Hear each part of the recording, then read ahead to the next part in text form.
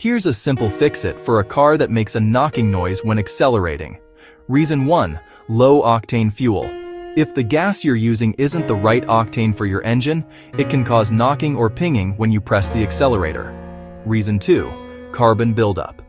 Over time, carbon deposits inside the engine can create hot spots that cause knocking during acceleration or uphill driving. Reason 3. Bad spark plugs. Worn or incorrect spark plugs can cause early or late ignition, leading to knocking under load. Reason 4. Engine timing issues. If the timing is off, the air-fuel mixture may ignite too early or too late, causing a knock or metallic ping. Reason 5. Weak motor mount. A failing motor mount can allow the engine to shift and create a heavy knocking sound when accelerating from a stop. Reason 6. Low engine oil. If the oil level is low, metal components may tap or knock when the engine is under stress.